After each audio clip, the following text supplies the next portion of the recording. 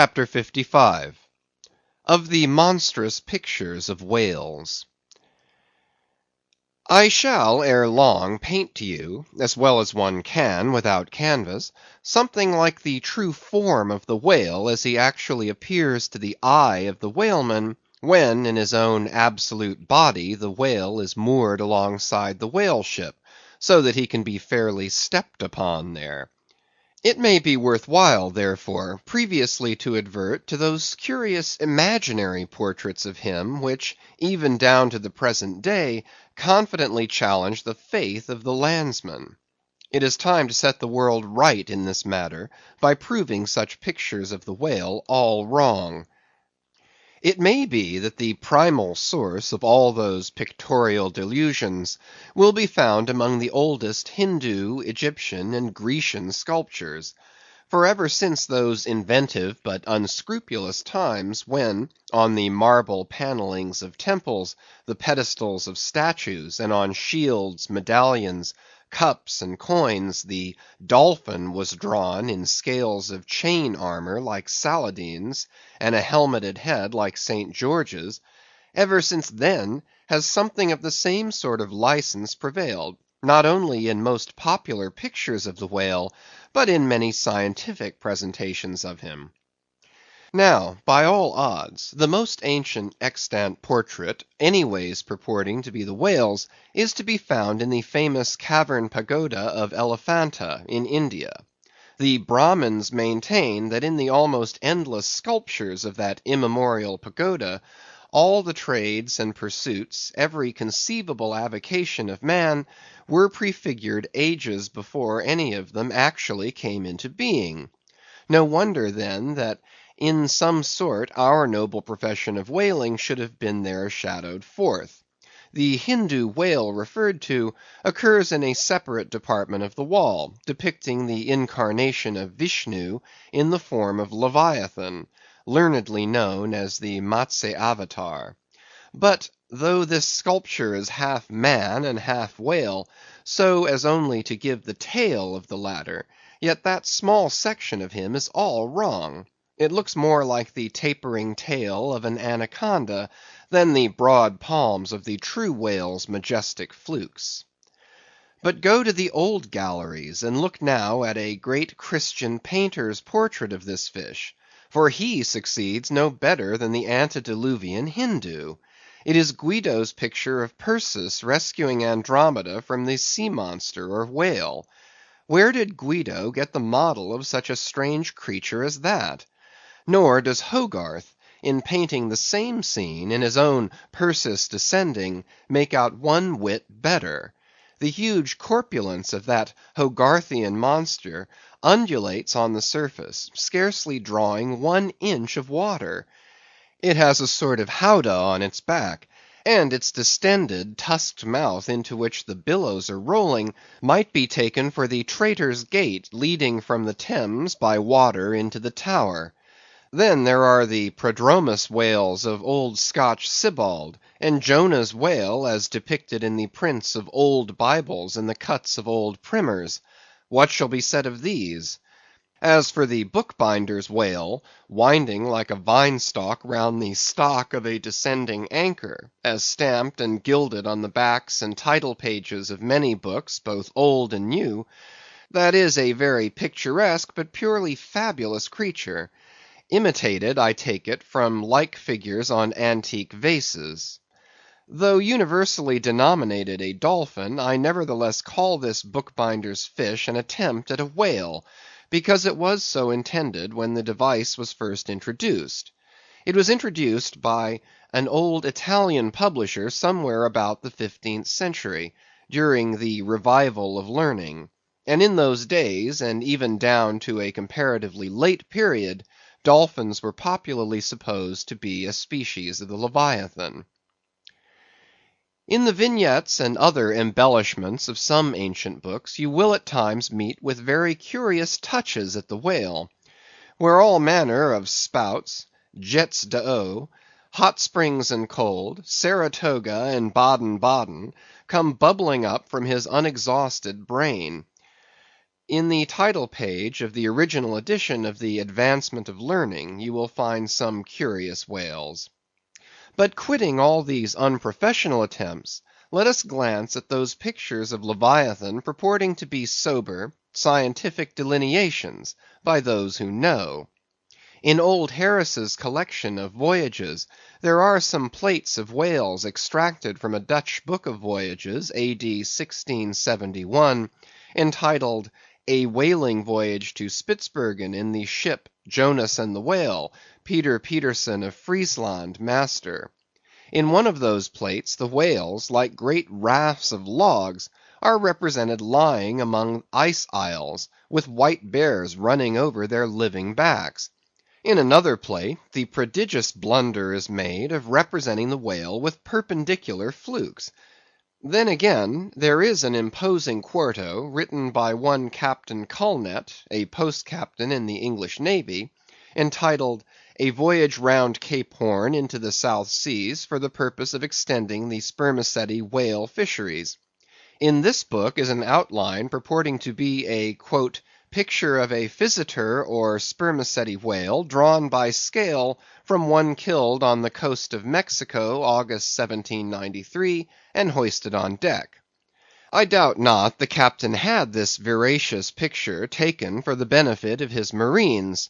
To mention but one thing about it, let me say that it has an eye which, applied, according to the accompanying scale, to a full-grown sperm whale, would make the eye of that whale a bow window some 5 feet long. Ah, my gallant captain, why did ye not give us Jonah looking out of that eye?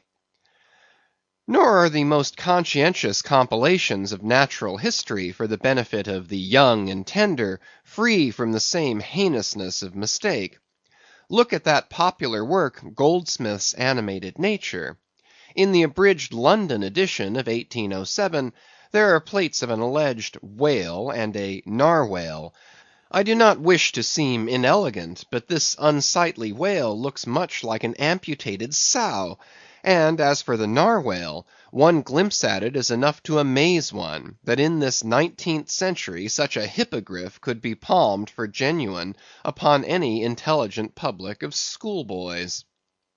Then again, in 1825, Bernard Germain, Count de Lacépède, a great naturalist, published a scientific systematized whale book, wherein are several pictures of the different species of the Leviathan.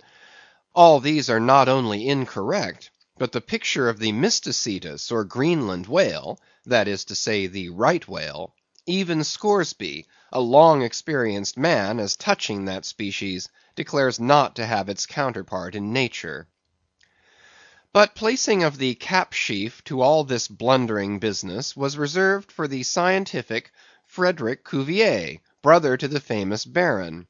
In 1836 he published a Natural History of Whales, in which he gives what he calls a picture of the sperm whale. Before showing that picture to any Nantucketer, you had best provide for your summary retreat from Nantucket. In a word, Frederick Cuvier's sperm whale is not a sperm whale, but a squash. Of course he never had the benefit of a whaling voyage; such men seldom have. But whence he derived that picture, who can tell?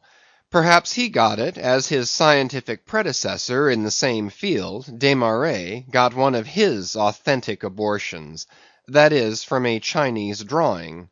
And what sort of lively lads with the pencil those Chinese are, many queer cups and saucers inform us. As for the sign painters' whales seen in the streets hanging over the shops of oil dealers, what shall be said of them?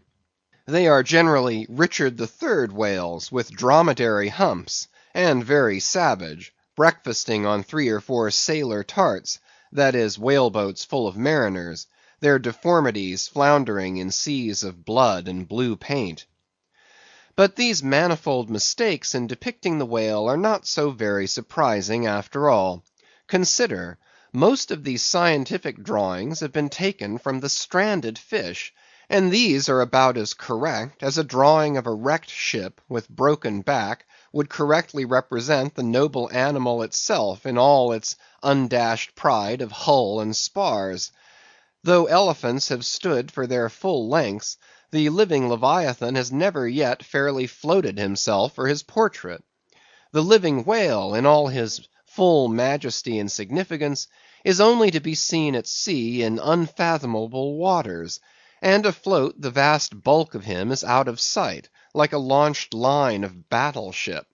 And out of that element it is a thing eternally impossible for mortal man to hoist him bodily into the air, so as to preserve all his mighty swells and undulations. And not to speak of the highly presumable difference of contour between a young sucking whale and a full-grown Platonian Leviathan, yet even in the case of one of those young sucking whales hoisted to a ship's deck, such is then the outlandish, eel-like, limbered, varying shape of him, that his precise expression the devil himself could not catch. But it may be fancied that from the naked skeleton of the stranded whale, accurate hints may be derived touching his true form. Not at all.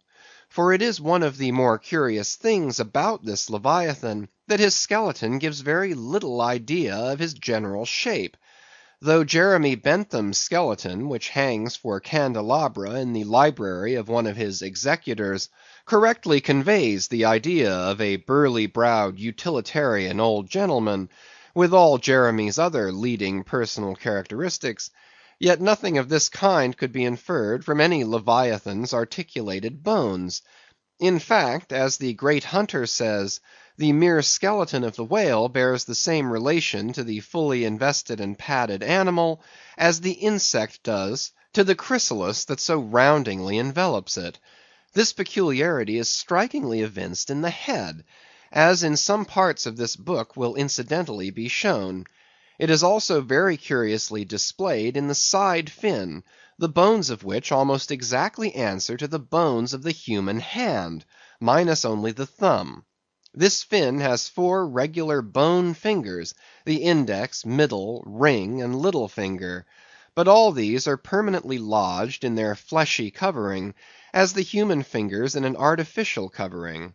However recklessly the whale may sometimes serve us, said humorous Stubb one day, he can never be truly said to handle us without mittens. For all these reasons, then, any way you may look at it, you must needs conclude that the great Leviathan is that one creature in the world which must remain unpainted to the last. True, one portrait may hit the mark much nearer than another, but none can hit it with any very considerable degree of exactness. So there is no earthly way of finding out precisely what the whale really looks like, and the only mode in which you can derive even a tolerable idea of his living contour is by going a whaling yourself. But by so doing you run no small risk of being eternally stove and sunk by him. Wherefore it seems to me you had best not be too fastidious in your curiosity touching this Leviathan.